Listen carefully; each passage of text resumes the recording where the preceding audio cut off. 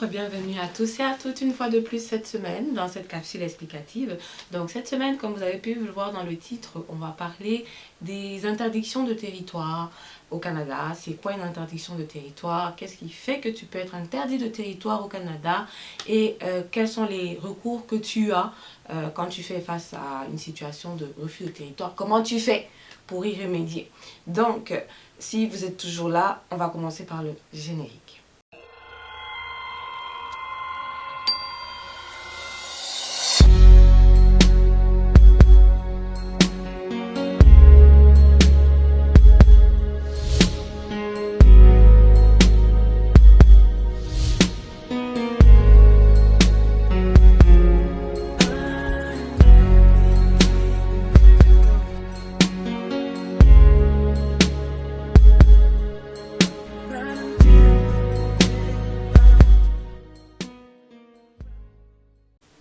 Donc, vous êtes revenu, c'est parce que, évidemment, le sujet dont on va parler aujourd'hui, c'est peut-être une question que certains d'entre vous peuvent se poser ou des personnes qui sont déjà au Canada qui peuvent faire l'objet d'une interdiction de territoire.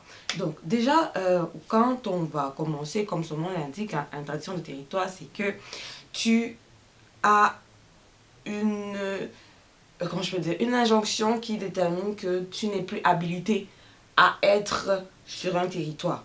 Donc, pour quelle raison est-ce que tu peux être interdit de territoire au Canada? Ça, c'est vraiment la question importante. Donc, il y a plusieurs motifs. Il y a des motifs de sécurité. Il y a des motifs de sécurité, notamment si tu es quelqu'un qu'on détermine faire de l'espionnage, par exemple. L'espionnage, c'est un motif pour lequel tu peux être interdit de territoire. Des actions subversives, c'est-à-dire que tu as fait une tentative de coup d'État, par exemple, au Canada, ou tu es reconnu pour des actes de violence ou de terrorisme. Et ça, je parle vraiment pour des personnes qui n'ont pas la citoyenneté. Hein. Ça peut être toi qui es là en tant que résident, ça peut être toi qui es là en tant que travailleur qualifié, toi qui es là en tant qu'étudiant. Donc, tu peux être reconnu pour des actes de violence ou de terrorisme, ou alors pour une appartenance à un organisme ou une organisation qui est impliquée d'une manière ou d'une autre dans des actes criminels, tels que la violation des droits de la personne ou du droit international, donc des crimes de guerre, tu es reconnu comme les crimes contre l'humanité.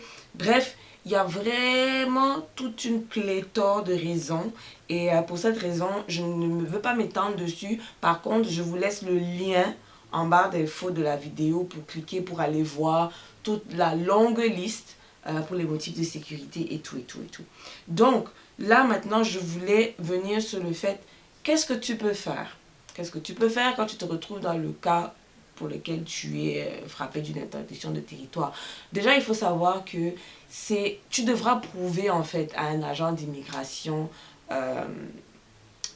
comment je peux dire, prouver en fait que tu es en train de faire les efforts ou tu as fait les efforts pour améliorer ta situation, pour pouvoir demander à rentrer sur le territoire canadien. Donc, déjà quand tu es interdit de territoire, comme je dis, tu vas devoir prouver à un agent d'immigration. Et ça peut arriver que tu es interdit de territoire, mais qu'il faut absolument, absolument, absolument que tu entres sur le territoire du Canada. Donc, il va falloir que tu fasses une procédure là, justement, pour avoir un permis temporaire ou une demande de visa, un permis temporaire pour être temporairement au Canada. C'est même pas pour venir rester long. Je pense souvent les raisons humanitaires, ça peut être que là c'est une évacuation sanitaire et tout et tout et tout. Donc selon le crime que tu auras commis, selon le temps aussi qui s'est passé entre le crime que tu as commis et le moment où le crime a été commis, et ton comportement depuis cette situation-là, tu peux obtenir ou tu devras obtenir une autorisation d'entrée au Canada. Tu peux obtenir cette autorisation-là si et seulement si tu peux prouver que, ou tu peux convaincre l'agent d'immigration, comme je disais, que tu remplis les conditions légales. Les conditions légales pour être présumé et réadapté. Donc, dans les conditions légales aussi, pardon, excusez-moi, il faut avoir présenté une demande de réadaptation qui a été approuvée. Il faut qu'on t'ait accordé une suspension de casier judiciaire, dans le cas où j'ai un casier judiciaire. et que tu détiennes un permis de séjour temporaire. Dans les cas judiciaires, parce que je vais revenir vraiment sur les cas d'espèce, des fois on va parler d'introduction de territoire, vous allez seulement voir les motifs graves, graves, graves. Tu sais qu'il y a des motifs pour lesquels tu peux être reconnu coupable d'un crime.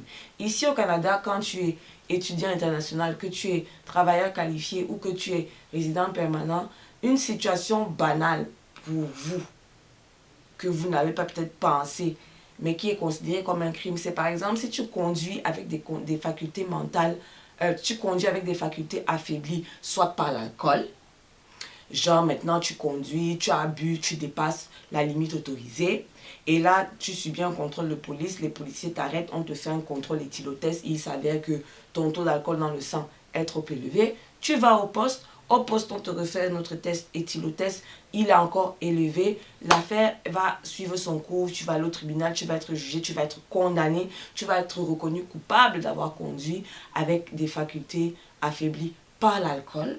Tu as donc déjà un casier, un dossier criminel. Tu es considéré comme un criminel au Canada. Donc, en tant qu'étudiant, après ça, tu peux subir le fait qu'on te dise que tu es interdit de territoire, tu dois quitter le Canada et tout, et tout, et tout.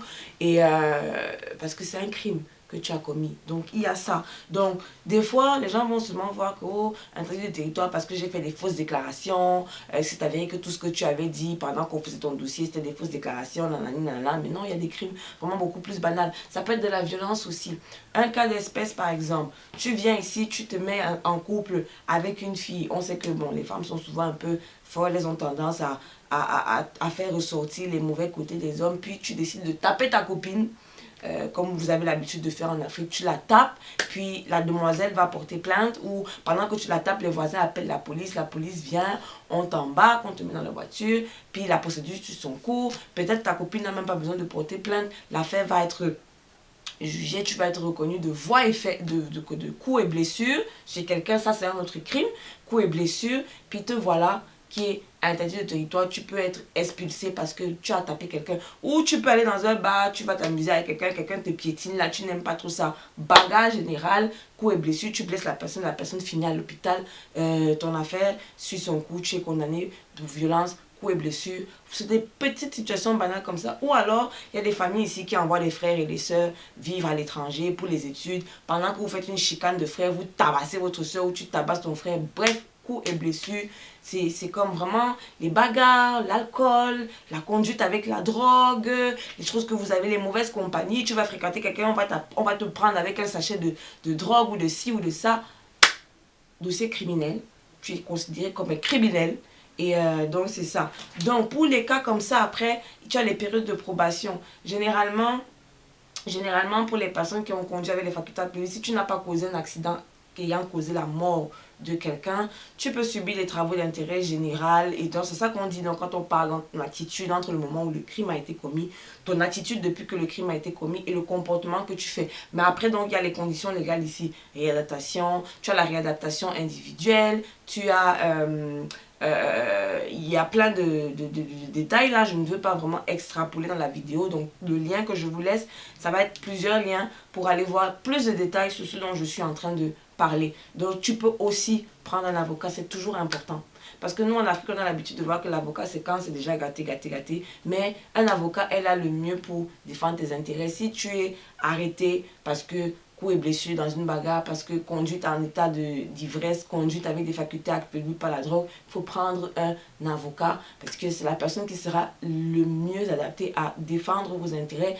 Peut-être pas effacer ce que vous avez fait, mais peut-être atténuer la situation qui vient après. Quand vous êtes déjà interdit de territoire aussi, passez par un avocat spécialiste en immigration et les questions criminelles, donc pour essayer de réévaluer la situation pour vous. Donc voilà à peu près ce que je voulais dire dans cette vidéo. Comme je vous dis, en barre d'infos, vous avez les liens pour aller voir les détails de ce dont j'ai parlé aujourd'hui. Et moi, je vous retrouve très prochainement pour une prochaine vidéo.